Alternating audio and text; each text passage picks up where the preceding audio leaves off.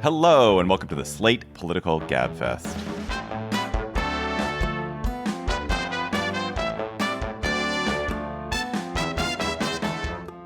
November 17th, 2022, the SBF, FTX, WTF edition. I am David Plotz of CityCast in Washington, D.C. John Dickerson of CBS Primetime is with us in New York as ever. Hello, John. Hello, David. I gave your title a hearty chuckle. Thank you. And not chuckling, dourly staring down is Emily Bazelon of the New York Times Magazine and Yale University Law School. Not dourly. Hello, Emily. Hey, David. Just, looking up some good, fresh cocktail chatter. This week on the Gabfest, Donald Trump announces his 2024 campaign for president. Then a lot of us, like me, took solace in the fact that so many election deniers lost last week. Why did that happen? What does it portend for American democracy? Then the collapse of Sam Bankman-Fried's crypto empire. We will talk to Matt Zeitlin of Grid about it and what it means for the effective altruism movement, the very interesting effective altruism movement. Plus, of course, we'll have cocktail chatter. And listeners, it is conundrum time. Please send us your conundrums for our annual Gabfest Conundrum Show. Go to slate.com/conundrums. We would love some amazing ones. Like if you were going to spend $1 billion to do the best thing you could do for the world over the long term, but that $1 billion didn't really exist and was in crypto, what would you spend it on? Or if you were trying to hide an elephant, how would you do it? What's a favorite conundrum of yours from years past, John? There was a period where we had some kind of really dark ones, the old throw a switch, Hitler's baby ones. Those I don't like. So that's not an answer to your question. Hitler had no babies. I can't remember what... Would you rather be a dragon or have a dragon? That's a good one. Anyway, slate.com/conundrums. Submit yours. You have better ones than we do. Can't wait to talk about them. This episode of the Gabfest is sponsored by Myrtle Beach, South Carolina. Myrtle Beach, South Carolina is the beach. It's also the perfect place to enjoy the holidays. Here you can get all the holiday cheer you can handle, plus 60 miles of beaches and endless fun. There are just not that many places where you can celebrate the holidays or ring in the new year with an ocean view. And this time of year in Myrtle Beach is great for horseback riding along the shoreline, fishing from charter boats or in the intracoastal waterways, or golfing at any of the 80-plus award-winning courses. So take a holiday from the average holiday season at the beach. Plan your getaway to Myrtle Beach, South Carolina at visitmyrtlebeach.com. In a rambling and pretty dull announcement at Mar-a-Lago on Tuesday, Donald Trump declared that he is running for president in 2024. Together we will be taking on the most corrupt forces and entrenched interests imaginable. Our country is in a horrible state. We're in grave trouble. This is not a task for a politician or a conventional candidate. This is a task for a great movement that embodies the courage, confidence, and the spirit of the American people. This is a movement. This is not for any one individual. He announced this early over the wishes of basically everyone, Republican at least, on the planet, who wanted him to stay out of sight until after the Georgia Senate runoff in early December. With the mendacity and nastiness and self-pity that characterizes Trump, he took credit for various things he did not deserve credit for, blamed Biden and Democrats for problems they do not deserve blame for, and felt really sorry for himself. Emily, there is a sense with Trump that he is at once the dominant player in the Republican Party and yet also somehow done. How can both of those things be true? He's the dominant player because so many Republican voters are loyal to him and there's no sign of peeling them away.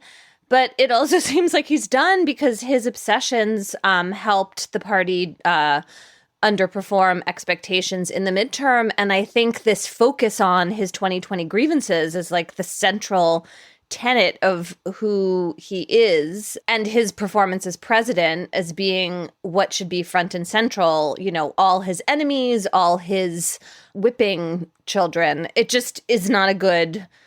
I think the party leaders more and more conclude that this is going to be a huge liability going forward. It's so past focused, right? I mean, that just seems itself like a problem. Is that, John, do you think that's part of what's happening here? Yes and no. Yes, he feels very much like a man of the past. Yes, Republicans would like to frame him as a man of the past because that allows them to sort their ultimate break with him into a traditional structure, which is a part of the larger goal for a lot of Republicans who enabled him, sucked up to him, rose in their own lives as a result of the world he created, but they don't want to wrestle with all of those climb downs of their own personal character. They would like to just relegate him. Oh, he's yesterday's man. Now we're going to move on because we relegate, politics is forward looking, not in the past. We're ready for the new world, not the past. That makes him sound like he's any old political figure and not a person who they supported despite essentially trying to destroy the presidency and the Constitution. And so I think it is absolutely true that he feels like yesterday's man, but I think it's crucial not to avoid the reckoning, and I'm not suggesting at all this is what you're doing and framing it that way, Emily, but not to avoid the reckoning of what happened when an entire political party decided that all of the rules of the presidency and the American Constitution were malleable like a balloon animal for the maintenance of power. And essentially, he became a loser once he became a loser. In other words, if he were still a winner, all those excuses would still be in play now that he picked some bad candidates. And we should talk about what that means because people voted for those candidates. So suddenly Donald Trump's getting blamed for them. But what about all the voters who picked all those candidates in primaries? Are you essentially saying that they can't think for themselves? And that's a weird position to be in. As a Republican Party. But, in some sense, John, listening to you, of course, I think that reckoning is really important. And it strikes me that the focus on Trump means that the Republican Party is sort of wallowing in us talking about that reckoning, right? Like if they moved on from him, they could slip the noose of some of that discussion being front and center. And instead, that's the problem with Trump. Like he forces them right back into it. Well, or his last great act to the Republican Party may be as a sink for all of the embarrassment, those who traded away their character and their belief in the norms of a functioning constitutional republic. They can just basically say, oh, well, we're done with Donald Trump and we're moving on and make him basically the scapegoat for the losses, for the era of Trump, and not have to wrestle with their role in that era. I think, as you quite rightly point out, he's not going to go gently into that good Mar-a-Lago. He has, and I think that there's probably some great character from literature of the wounded, dying giant who nevertheless sweeps his paw across the land and takes out a lot of people. I have this fantasia that Republicans are going to try to be nicer. I overvalue civility in politics, but it feels like to me the outsider position, the position, the space to seize in 2024 is happy warrior, not angry warrior. That is where the Republicans are going to ultimately end up. I could be completely wrong. It could be that this kind of this boiling, festering kind of pussy animus that has animated so many of Trump's supporters persists. But I have this hope that maybe that's a space that will be different and new. That's interesting. I think that would be a successful general election strategy. I have trouble imagining how someone makes it through the primaries with that, because the whole appeal is anger and loss of the culture wars and demonizing other groups, right? So, but is it? Is that what that is? That well, what, tell me what it is. is otherwise, that what people? What's the lane? I don't know that Brian Kemp in Georgia is that's how he wins. I don't know that that's how people are winning in every state. Kemp we one see is that like a lot of people manager. who ran that way lost. This is the key question for the party, I think. So the happy warrior is sort of Jack Kemp, Ronald Reagan. Who is that? The best I can come up with is like Mike DeWine, who's not really even. And it's interesting if you look at DeWine and DeSantis, two huge winners in red states. DeWine won by more than DeSantis. And DeSantis is getting all the love. Why? Because he has that, his whole anti-woke, this is the place woke comes to die. So even people like Senator Cassidy of Louisiana, who is trying to position himself as an ideas man in the Senate, says, we've won with voters on the woke issue, which is, of course, him signaling sort of affirmation for DeSantis's approach. If you were truly an ideas guy, you would be on Mike DeWine's team, because DeWine's doesn't lead with the culture wars. DeSantis very, very, very successfully did, and is probably more, if you wanted a pure winning strategy for Republican politics, you'd line up behind DeWine, which I think is the answer to your question, David, about whether the party could switch to a happy warrior. What do the next 6 months of this non-campaign look like? Does it even matter that Trump is running? It's not like he's going to be hanging out in Iowa diners late on a Wednesday night. What does it even mean that he is now a candidate? I guess it means chaos. It means bad things possibly for the Georgia runoff. It means those other candidates who could have padded around in the shallow end probably have to step up. That's DeSantis, Youngkin, any of the senators who are thinking about running. Now, as I say that, maybe I'm totally wrong. Maybe you let him burn out and don't bother, because you don't want to be the first one he attacks. I mean, I think the other thing that Trump's candidacy means is it complicates things for the Justice Department with all these investigations. And it means that Trump won't be fact-checked on Facebook, for example. It has like that sort of ripple effect. Can I ask some questions about the challenge to McConnell's leadership, which I realize is a swerve, but I'm just really curious. I don't understand this Rick Scott challenge. Like, I don't get, he's like the person who could be blamed for some of the losses in the midterm since he was in charge of the financing arm, right? And like, why him? I don't understand this. Well, I think you've put your finger on something, a great point, which is kind of what we've been talking about, which is what is the theory of the case for the various groups of Republicans who would like to construct a post-Trump party?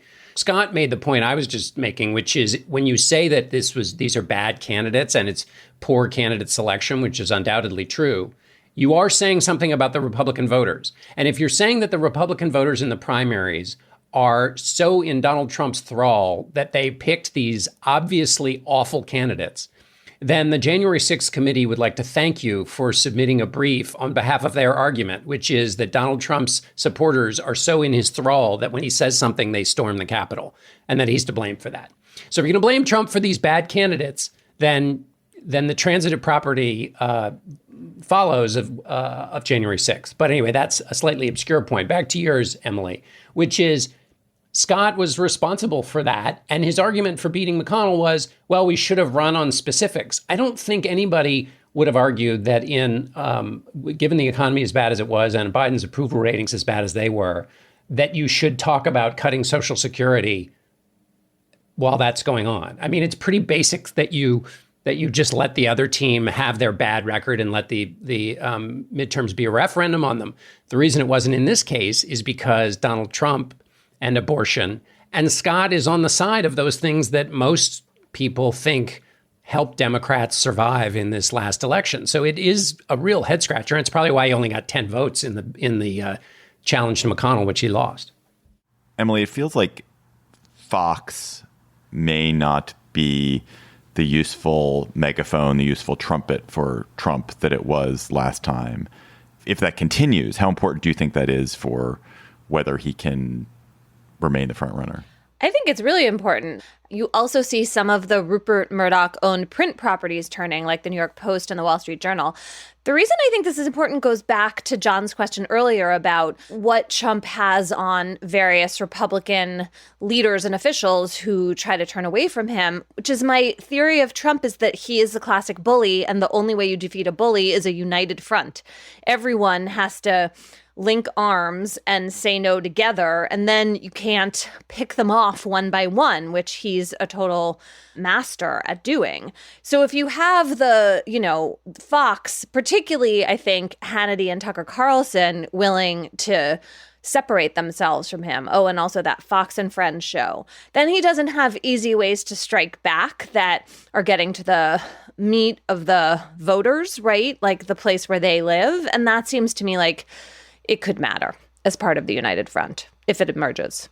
Slate Plus members get bonus segments on the Gabfest and other Slate podcasts, member-exclusive episodes from some shows like Slow Burn and Amicus. There are no ads on any Slate podcasts if you're a Slate Plus member. Unlimited reading on the Slate site if you're a Slate Plus member. And our bonus segment for Slate Plus is going to be a Thanksgiving one. You know how much we love Thanksgiving here at the Gabfest. So we're going to talk about what Thanksgiving activity should be abolished or moved to a different time of the year. Go to slate.com/Gabfest Plus to become a member today. Hi, I'm Dana Stevens, co-host of the Slate Culture Gabfest. Every week on the Gabfest, Stephen Metcalf, Julia Turner, and I discuss the week in culture, from highbrow to pop and everything in between. You can tune in to hear us analyze the latest movies, TV shows, music, and whatever articles happen to be blowing up in your social media feeds. We cover it all, and we never shy away from a healthy debate. The New York Times book critic Dwight Garner has said, "The Slate Culture Gabfest is one of the highlights of my week." We hope that you will give us a try. Please listen and subscribe to the Slate Culture Gabfest, wherever you get your podcasts. Hi, I'm Dahlia Lithwick, host of Slate's Amicus podcast, and I'm here to tell you that we have a special offer on Slate memberships. You can now get 3 months of Slate Plus for just $15, and you'll get no ads on any Slate podcasts, member-exclusive episodes and segments on my show Amicus, and shows like Political Gabfest and Slow Burn, and unlimited reading on the Slate site. And best of all, you would be supporting all of Slate's independent journalism as we cover everything that is happening in the news every day. Sign up for Slate Plus at slate.com/podcast plus. Again, that's 3 months for only $15. So sign up now at slate.com/podcasts plus. Candidates who built their campaigns around the idea that the 2020 election was stolen and that American elections are extremely corrupt did so badly last week. How satisfying. They ran well behind Republicans who didn't really talk about the 2020 election, and they lost almost all the key races they were in, especially the key Secretary of State races, and notably mostly in Arizona and Michigan, where there were a ton of folks like this. So, Emily, you have been following this a ton. How much can we attribute these losses to the fact that candidates align themselves with focusing on the 2020 election and discrediting the American voting mechanisms? I mean, I think it's striking that they were running behind other Republicans. People were doing some ticket splitting to vote against them. And that seems significant to me in terms of a signal going forward about, you know, whether you really want to run for Secretary of State by trying to say that the whole system is corrupt. Because I think people understand, or at least enough Americans in key states seem to understand, that if you put the election administration in the hands of someone who essentially has fallen for a conspiracy theory, that is not going to do well by your state. So I think it's really important. And in some ways, I found these down ballot races, especially for Secretary of State, to be the most reassuring part of the returns because, you know, forget partisanship here. There just should be this basic commitment to the functioning of democracy, and people who were disavowing that and threatening that seem to pay a price. And also not to elect people who are just daffy. Yes. Because it was not just that they were saying, elect me to be the wolf in charge of the chicken coop, but like the ability to reason. I mean, some of it was shrewd calculation, but some of them were witless. Does this mean, John, that election subversion is no longer a threat? No, I think that one of the things that will be worth watching if there is a post-Donald Trump era is what and how much you're allowed to flirt with these ideas for the purposes of helping yourself. I think it seems what Emily said is right, which is that saying that the election is rigged turns out to be a turnout mechanism for Democrats and suppresses the vote for the conspiracy theorists, because some people at some level decided, well, it doesn't. I would vote for the Republican here, but it's all rigged, so I'm not going to show up. So that seems to have been shooting oneself in the foot. But the ability to raise money and get a crowd to roar by saying that the other side is full of illegal immigrants who are somehow getting on the rolls and full of people who aren't like us who are sneaking on the rolls and all of that, that incentive is still very much there. I mean, we shouldn't forget that Ron DeSantis, who is defining perhaps the post-Trump era, has used that effectively, and that this has been the idea of going after voter fraud has been a part of the playbook at one amplitude or another for a very long time, and no doubt will continue to be, although being only that seems to be not successful. I mean, it's also important to watch the space for Moore versus Harper, which is the Supreme Court case, which will be argued on December 7th and presumably decided in June. That's about, this theory of independent state legislatures being the only entities that should, in the view of some people, I think, bent on election subversion, being the only entity that can regulate elections, especially federal elections. That would be a huge shift in American law. The other thing is, we're not quite done with Maricopa County yet. I mean, Kari Lake, I don't think, as of our taping, has conceded, and there's some lawsuit brewing there. What interests me about that situation is that Trump didn't dive into the middle of it, right? I mean, if he had gone there the day after the election and started beating the drum for, this election was stolen from Lake, that could have really gotten some media attention at least and seemed more threatening. He doesn't care. He doesn't not care. Him. Exactly. He doesn't care. This is his narcissism just super evident, but in this case, usefully so. Why do you think there hasn't been litigation? There was so much litigation in 2020, and all these folks were saying, hinting they wouldn't accept results. They wouldn't accept results. And yet so far, except for this ambiguous situation around Lake, the losers have not challenged the results. Well, I think unless you have Trump really feeding this, it turns out that, look, I mean, to make out a credible lawsuit, you're supposed to be able to show that there was some evidence of fraud that was great enough to have determined the result. A lot of these results were not actually very close. And so that's important in itself, right? That you just don't have the number of votes in play that could plausibly change the outcome. And then I think you have these candidates who actually, in the end, were shying away from this door that Trump had opened, with the exception of Lake, because there is going to be some litigation in Maricopa County. John, how much do you think the candidate choice and the focus on election subversion or a focus on election denying was MAGA echo chamber stupidity, where conservative media just amplified something people thought it really was a winning issue, and they just didn't listen to all the people outside of their echo chamber who were being skeptical, and therefore they made a kind of a huge mistake where if they had just run regular candidates, they would have done so much better. It's a really, really interesting question to which I don't have a clear answer. I mean, you had basically, I think, as Jonathan Chait put it, there were two positions. One was the election was stolen, and these are two positions that Republican candidates took. The election was stolen, and when they were asked about the election, the response would be, So that instead of doing the honorable thing and the lowest possible bar you could clear, which is to say that the American institution of elections operated fairly and that Joe Biden is the duly elected president, because that's a system in which you hope to succeed because you're running for office, and that a system that gives people power based on the trust in elections can't function when you're constantly pouring poison into that system. Nevertheless, some people refuse to clear that very low bar for honorable behavior in public life. So that still is kind of astonishing to me.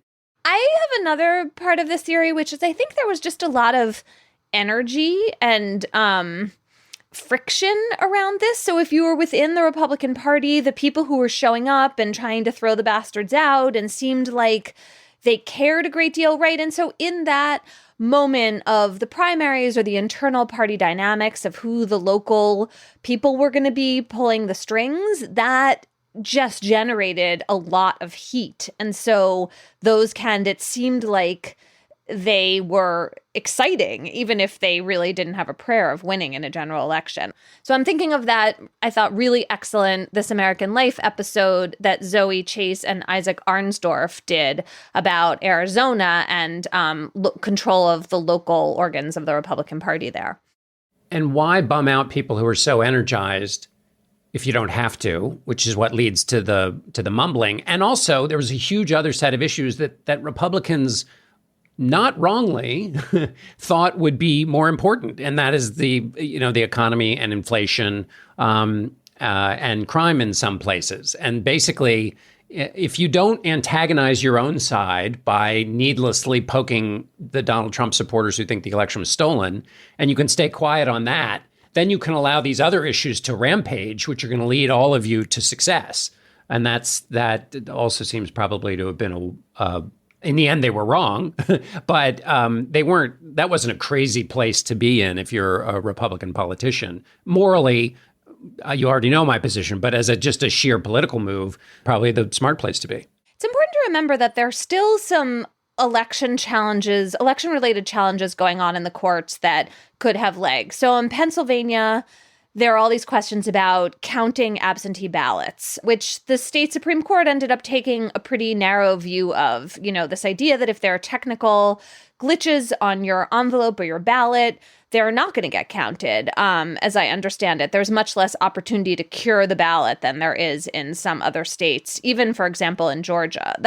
It seems narrow, but, in a very close election, it could matter a great deal. Similarly, the fight over drop boxes in Wisconsin is something that could still affect the 2024 election. And when you look at the lawyers who are litigating some of those cases, they're more traditional Republicans. So you see Don McGahn involved in this, the law firm Jones Day. That's been a kind of adjacent lane to the really bananas stuff that was happening. And we're going to absolutely continue to see that. As you know, Gabfest listeners, we now do a bonus episode every month called Gabfest Reads, where one of us reads a book that we're excited about and talks to the author. And this month, on November 19th, this weekend, we have such an exciting Gabfest Reads. What is it, Dr. Emily Bazelon, JD? It is my friend Beverly Gage's book, G-Man, which is this amazing monumental biography of J. Edgar Hoover that Bev has been working on for so long. And that is just both really strong narrative and also a fascinating portrayal of much of 20th century American history. I'm going to brag for Bev, which is she has gotten excellent reviews in The New Yorker and The Washington Post. And I had such a great time talking with her about this book. I got a notice that I had a package yesterday, and I was like, "Oh, it's my pre-ordered G-Man," and it was not. It was kitty litter. Not to be. I have the feeling that this is. Was it Ronald Steele who wrote that great book about Walter Lippmann? I think it was. Anyway, you saw the entire 20th century through Walter Lippmann, and I feel like this book is going to be like that. It is a really wonderful book. I think it does serve that function. Listen to Gabfest Reads this weekend in your Gabfest feed. Go beyond the headlines and deepen your understanding of the forces shaping our world today on The Political Scene, a newly updated podcast from The New Yorker. With episodes 3 times each week, The Political Scene accesses the sharpest minds on politics, offering insight and analysis about everything from abortion rights to the war in Ukraine.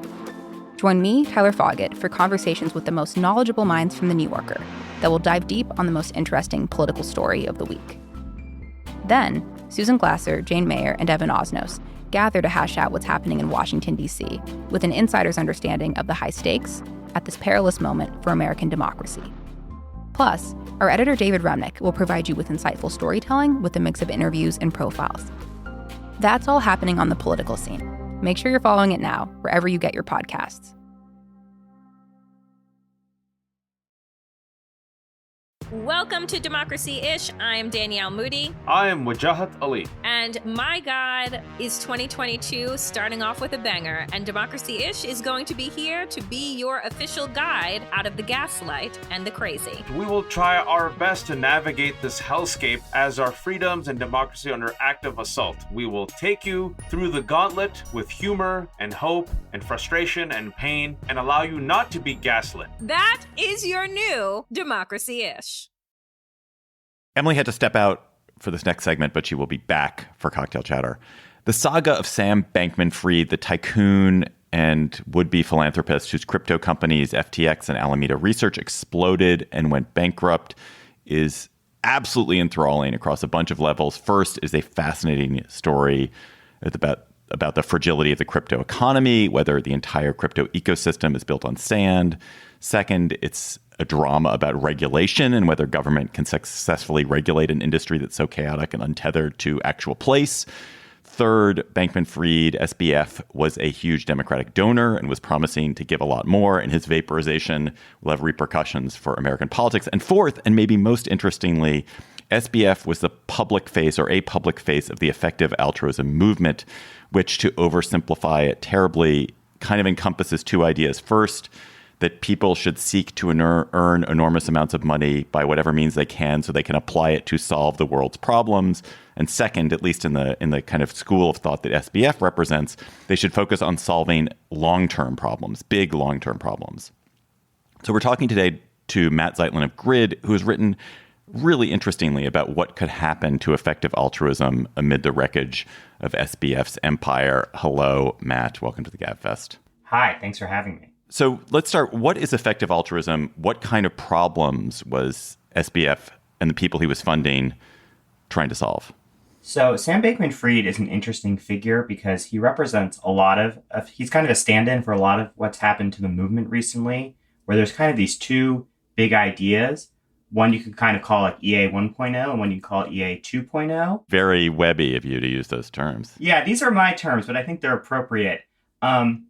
I would say kind of the first wave of effective altruism, which kind of starts in the mid 2000s, early 2010s, is this idea that, charitable giving should be larger and more optimized. And that people with large incomes in the Western world could make the world a lot better place by even giving a small, like even 10% of them every year to maximally effective charities. And this oftentimes cashed out in things like direct aid to very poor people, especially in sub-Saharan Africa, and public health projects, like distributing bed nets to prevent malaria and like deworming medication, often again in sub-Saharan Africa. What happens, though, in the late 2000s and 2010s is that some people in this movement become convinced by some philosophers at Oxford that that this basic framework is correct, donating is good, impact is important, but that the actual biggest problems in the world are things that could risk human extinction. And this oftentimes plays out in two ways. One is uncontrolled pandemics, often through some kind of malicious bioengineering, is something they've been very worried about for a long time. And the second is runaway artificial intelligence, where artificial intelligence becomes so smart and so capable, it starts reproducing itself rapidly, and because it's not properly aligned, as the kind of term of art they use, it can destroy the entire world. And what's interesting is that many people in the movement started out as the first type and now are the second type. Do you think that EA is damaged by SBF's screw-ups? I'm just going to only use acronyms today. I would say it's damaged in two ways. One is the most obvious. A huge pot of money they were counting on. SBF at some point started talking about he was going to start donating $1 billion a year to philanthropic projects. And it seems like in the last year or so, he had donated over $100 million. Like, that's just gone. That's a pot of money that no longer exists. This spring, Will MacAskill, who is an advisor at the FTX at the FTX Future Fund and a friend of Sam Bankman-Fried's, and arguably the person who inspired him to embrace this earning to give philosophy, he wrote a post in this popular forum for EAs saying that the EA funding situation had radically changed this past spring because of the amount of money FTX was bringing into the pot. So that money is gone. That's a huge issue. And people right now, and some of my reporting talked about this, are scrambling, trying to replace those funds, wondering what's going to happen, going to other EAs who have slightly different philosophies and asking for the money, which may be unsuccessful. The second thing, which I think is kind of more interesting and more speculative, is that Sam Bankman-Fried is very explicit about how his attitude towards risk and reward governed how he operated financially, which we now know to kind of be the case and kind of the downside. And two, were heavily influenced by EA ideas about the utility of money. So I would say intellectually, this is like, and people in the community are doing this, it's causing a huge rethinking about, both the kind of organizationally, what it means to have one person control so much money in a given, field. And two, I think some rethinking about these attitude towards maximization and optimization that he very much at least said he embraced, and I think could be tied to his downfall. And just to flesh that a little bit, I think what you're getting at is the coin flip theory, like take risk, because each time you take this risk and you have this huge upside, if you can generate massive amounts of money, that's the upside good that you can do with that massive amount of money is enormous. And the potential loss is just you have, all right, you're back to zero and you can restart. It's not a big deal. And so like, why wait at $1 billion? Get to 2. Why wait at 2? Get to 10. Get to 100. And at each point, you're increasing the amount of risk. And I guess I didn't see the consequences that vaporizing that money has on actual human beings and also actual people's trust in institutions and people's faith in that things work. And so if you actually, it's not that we've lost $16 billion, it's that people have lost an enormous amount of trust in institutions, faith in something. And that is hugely destructive. It's not just the loss of the money. It's actually a destruction of something bigger than the money. Yeah, I think an important aspect here is that not only was Sam Bankman-Fried influenced by EA ideas, he's at his very heart like a trader, a financial trader. The firm he worked at right out of college when he kind of was embracing the earn to give philosophy is called Jane Street. And they don't make crazy one-directional bets on cryptocurrencies, like the stuff that they've are alleged to have been doing and probably is what led to them losing all this money. But they just have a very kind of traderistic attitude towards risk, and that like you just quantify things and kind of roll with it. And I think that's very much he took a version of that attitude to a very extreme place and was very, very open about it, which I think is interesting. I think what the EA community has to think about is like the big debate over Bankman-Fried was like whether crypto trading, crypto exchanges were like bad for the world on their own, which I think is a very reasonable debate to have. I think the other thing is that did they really understand the business he was in and the types of risks he was taking, or they kind of think about this in a more, theoretical way? And so I think that's a big question a lot of people are asking. And were there incentives to not poke or think too clearly or closely about what he was actually doing, right? Because if the money's rolling in. I think in EA's defense, like supposedly sophisticated investors and counterparties, like, they're the ones receiving the money. It's the people giving him money that should be more skeptical of what's going on. So that's, the Sequoias of the world, the big VC firms, and the big investors that use this platform and borrowed money from him or lent him money. But yeah, it's just like, it's what happens when you take these ideas about risk too seriously, I think is a real question. How do you read Sam Bankman-Fried's interview with Vox after all this went down, and what he says about his altruism and how that might affect this whole movement?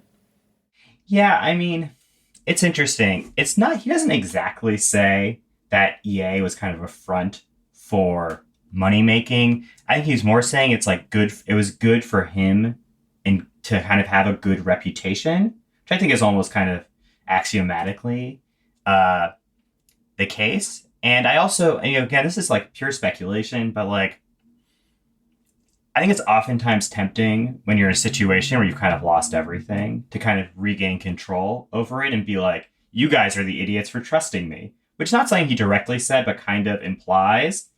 And it's so, again, we're going to wait to see. And like his record of truth telling has been, spotty, to say the least. And to think just now he's being super honest, I think would be kind of be a leap of faith. But we'll see.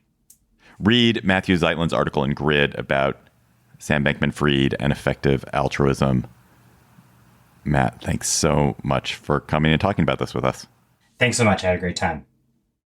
Let's go to Cocktail Chatter. When you are being effectively altruistic and sharing a drink with somebody else, what are you going to be chattering about, John Dickerson? Well, the first thing is that viewers who listen to this on Thursday should check out friend of the show, Stephen Colbert's celebrity pickleball show, Pickled, which is airing on CBS on Thursday night at 9 o'clock Eastern, 11 o'clock Pacific. Is that a joke? There's a celebrity pickleball show now? No, it's not. And it cannot be a joke because pickleball is taking over the world. Oh my God, it's totally taking over the world. And from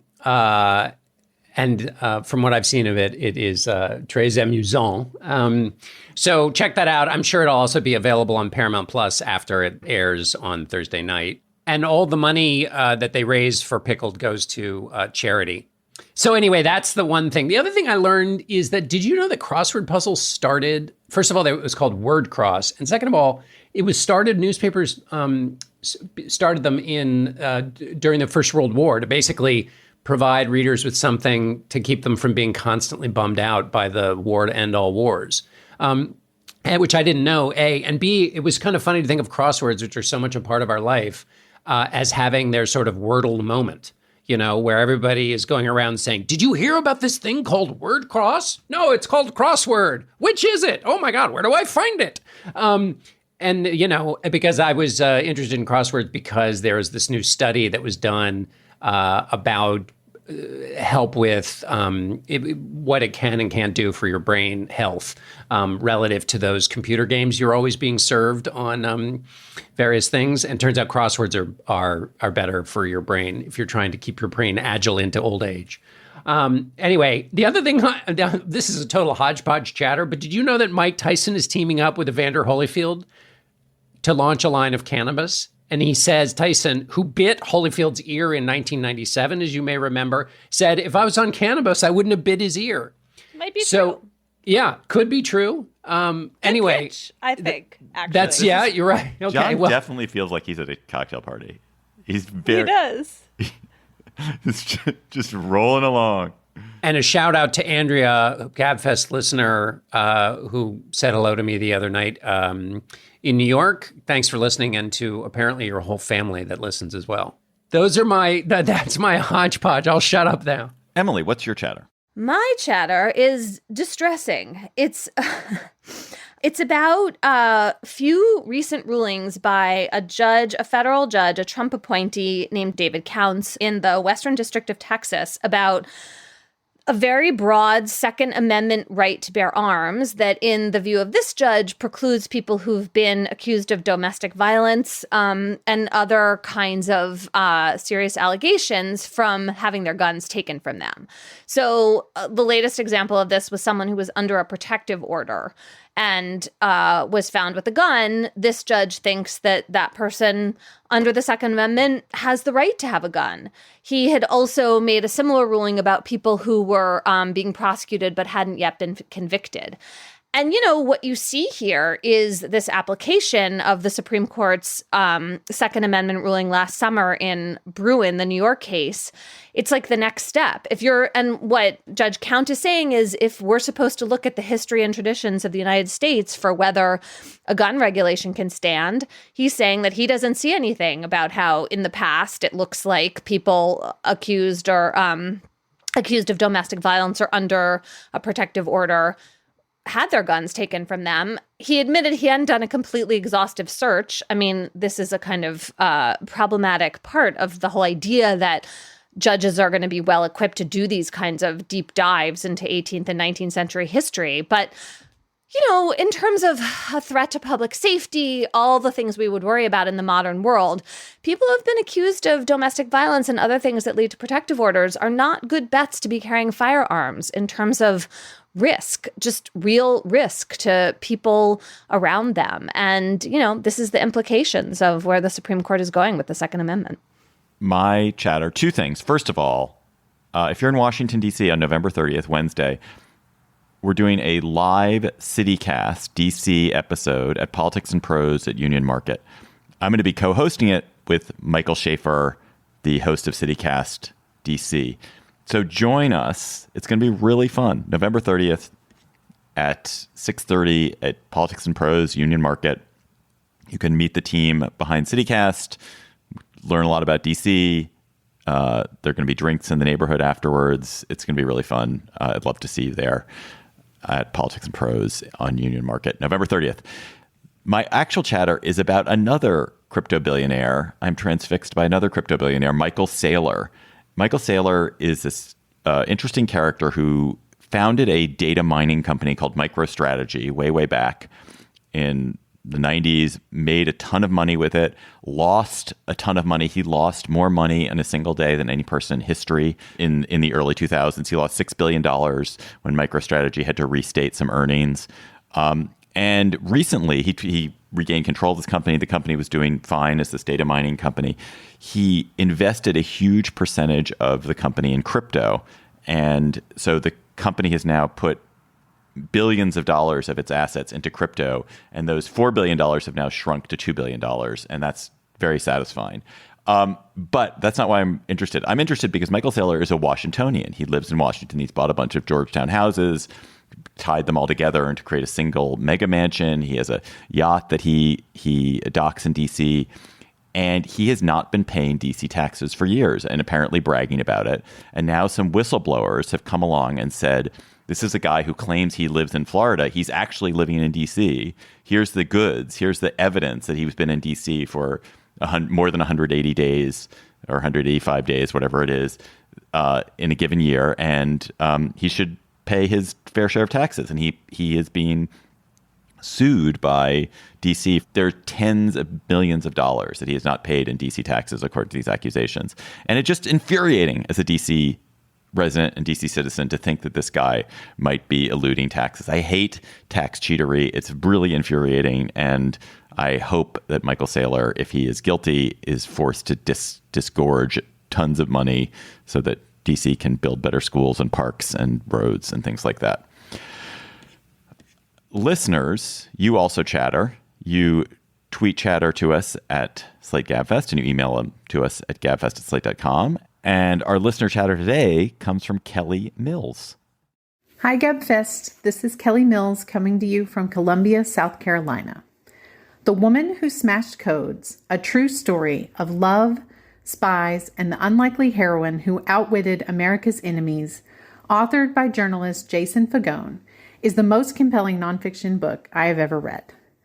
Dubbed NPR's Best Book of the Year for 2017, the story of Elizabeth Smith Friedman, the mother of modern cryptography, does not disappoint in any arena. One look at the reviews will have you more than curious to learn about this heroine who sought no glory and in fact received very little due to the secret nature of her life's work. Give it a read or a listen. You won't regret it. All right. Sounds great.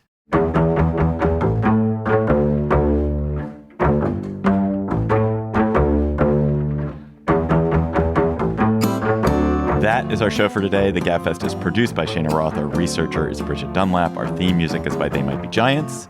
Ben Richmond is Senior Director for Podcast Operations. Alicia Montgomery is the big boss, the VP of Audio of Slate. Please follow us on Twitter at Slate Gabfest. Tweet chatter to us there. And go to slate.com/conundrums and give us some great conundrums to talk about. For Emily Bazelon and John Dickerson, I'm David Plotz. Thanks for listening. We'll talk to you on Thanksgiving next week.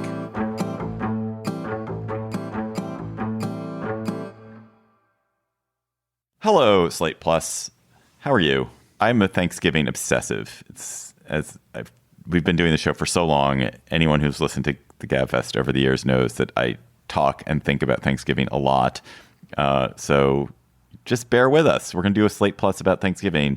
In particular, what Thanksgiving traditions should be moved or eliminated.